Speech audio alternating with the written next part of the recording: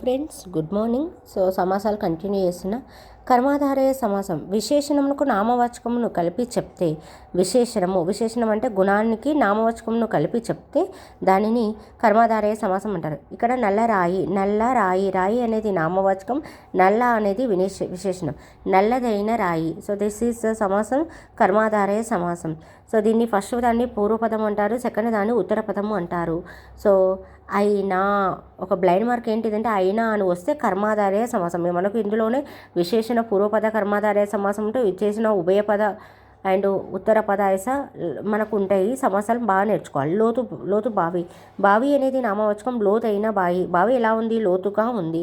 మంచి బాలుడు నామవాచకం, ఎలాంటి బాలుడు, మంచి బాలుడు అంటే ఇది విశేషణం. సో ఇక్కడ విశేషణము బాలుడు అనే ఇలా వచ్చింది. నెక్స్ట్ చీకటి గది చీకటైన గది. ఈ గది గురించి ఇది ఎక్స్ప్లెయిన్ చేస్తుంది. గది ఎలా ఉంది, చీకటిగా ఉంది. నిండు హృదయము నిండుదైన హృదయము.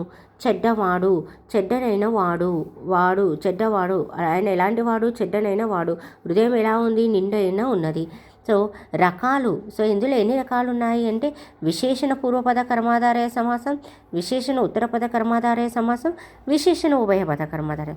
విశేషణ పూర్వము అంటే ఫస్ట్ వచ్చేది నామవాచకము, ఉత్తర. ఇది విశేషణము, ఇది నామవాచకం. Then we can say first ఉంటుంది కదా పుణ్యనది. ఫర్ ఎగ్జాంపుల్ పుణ్యనదిలో పుణ్యము అనేది పూర్వపదము, నది అనేదేమో ఉత్తర పదము. పుణ్యనది అనే మనకు వస్తే విగ్రహవాక్యం ఏం రాయొచ్చు అంటే పుణ్యమైన నది. వృద్ధ కపోతము, వృద్ధ అంటే ముసలి, కపోతము అంటే పావురం, ముసలిదైన పావురము. మనకు కపోతము ఈ మీనింగ్స్ కూడా నేర్చుకోండి, అర్థాలలో రావచ్చు. కపోతము అంటే ఏంటిది, పర్యాపదాలు అలా రాయండి. అంటే ఇక్కడ కపోతము అంటే ఏంటిదంటే పావురం, ముసలిదైన పావురం, లేదా ఇలా కూడా వస్తుంది వృద్ధమైన పావురం. అయినా వస్తుంది చూడండి విశేషణ. ఇక్కడ పూర్వపద. సో పూర్వపద అంటే ఏంటిదంటే దేని గురించి ఎక్స్ప్లెయిన్ చేస్తుంది, ఎలా ఉంది అని ఎక్స్ప్లెయిన్ చేస్తే పూర్వపద. సుందరమైన మందిరం, అందమైన మందిరం, సుందరమైన మందిరం ఆర్ అందమైన మందిరం. మందిరం ఎలా ఉంది, అందంగా లేదా సుందరమైన అయినా అనేది దేనికి వస్తుంది మనకు, సుందరమైన మందిరం, అందమైన మందిరం, సుందరమైన మందిరం. Next what we can say సరసమైన చల్లబాలు. సో ఎత్తైన గోడ. నీచమైన మానవుడు. నెక్స్ట్ గట్టిదైన పిండం. చల్లని చల్లదైన వెన్నెల. So గొప్పనైన Raju. అండ్ తెలివైన బాలిక. నల్లనైన మబ్బులు. సో ఇలా నేర్చుకోవాలి. తీయనైన పలుకులు. సో ఇది కర్మాధార. ఉత్తర పదం గురించి చూద్దామా.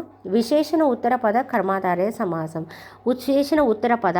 ఇక్కడ ఉత్తర పద అంటే ఏంటి చూడండి, ఇలాంటివి కొంచెం మనకు రావు, ఒకసారి చూసుకోండి. రాజోత్తముడు. రాజు అనేవాడు పూర్వపదము, ఉత్తముడు ఉత్తర పదం. ఇప్పుడు ఉత్తర పదం ఫస్ట్ వస్తుంది. ఉత్తముడైన రాజు. ఇది బాగా గుర్తుపెట్టుకోవాలి. నెక్స్ట్ వృద్ధులు అనేది ఉత్తర పదం. ఫస్ట్ వృద్ధులు రాసి నెక్స్ట్ పూర్వపదం రాయాలి. వృద్ధులైన కురులు. వృద్ధులైన కురు సంభవులు. పురుషోత్తముడు, ఉత్తముడైన పురుషుడు. ఓకేనా. కపోత వృద్ధము. ఈ కపోత వృద్ధములో మనం ఇందాక చేసినాం కపోత వృద్ధము.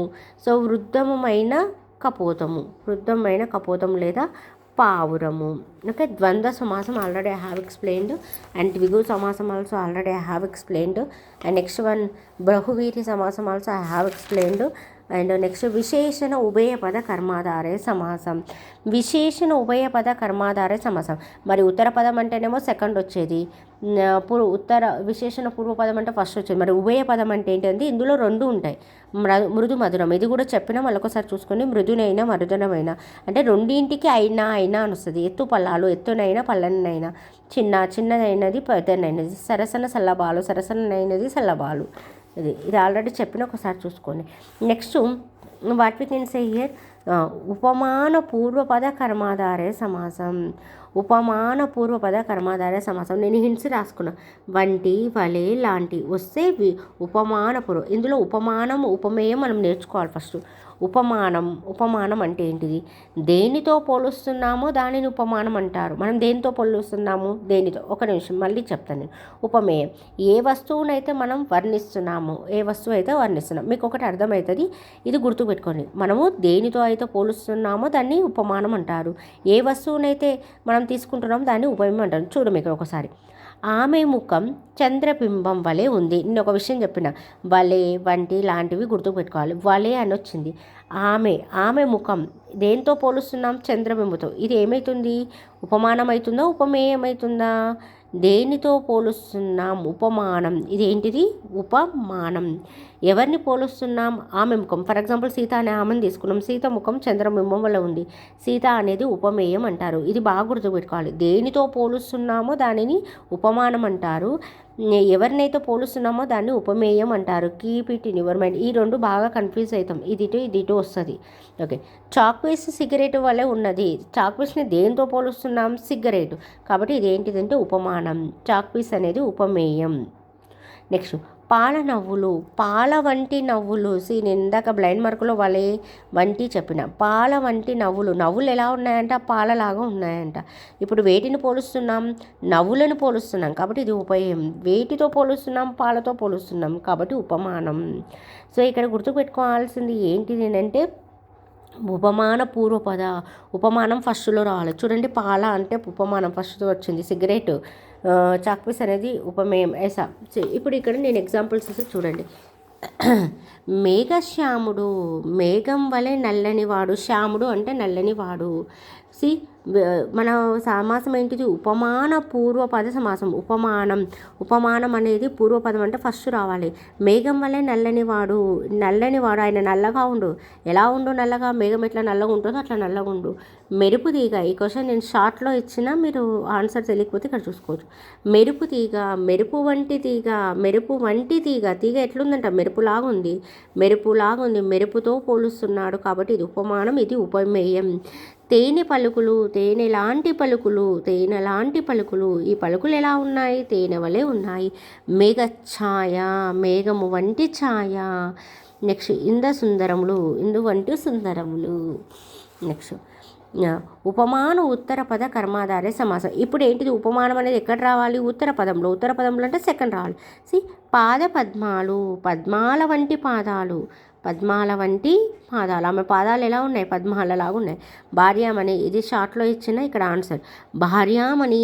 మణి అంటే ఏంటిదంటే రత్నం లాంటి భార్య. మణి వంటి భార్య. హృదయ కమలము. కమలం వంటి హృదయం.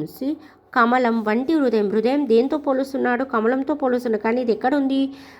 మామూలుగా ఉత్తర పదంలో ఉంది కాబట్టి ఇది ఉపమాన ఉత్తర పద కర్మాధారయ సమాసం. చరణ కమలములు వంటి చరణములు. తామరలు వంటి కనులు. కాంతామణి. మణి వంటి కాంత. మణి అంటే రత్నము వంటి కాంత. మీరు కంపల్సరీ సబ్స్క్రైబ్ చేసుకోండి, షేర్ చేయండి. ఈ వీడియోస్ కంపల్సరీ మీకు యూస్ఫుల్ ఉంటాయి. నేను చాలా హార్డ్ వర్క్ చేసిన. Have return notes. మీరు కూడా ఇలా ఒక నోట్స్ మెయింటైన్ చేసుకోండి. You will get compulsory good marks and TET. And ఈ స్కూల్ పిల్లలకు కూడా ఇవి యూజ్ అవుతాయి. మీ ఇంట్లో వాళ్ళు ఓన్లీ టెట్ వరకే కాదు, మన చదువు ఎప్పటికైనా యూస్ అవుతుంది. అది మైండ్లో పెట్టుకోండి. Thank you. Please subscribe and like and share. చాలామంది వీడియోస్ చూస్తున్నారు, సింపుల్గా లైక్ చేయట్లేదు. ఈ వీడియోస్ షేర్ చేయండి, సబ్స్క్రైబ్స్ని పెంచండి. Thank you so much.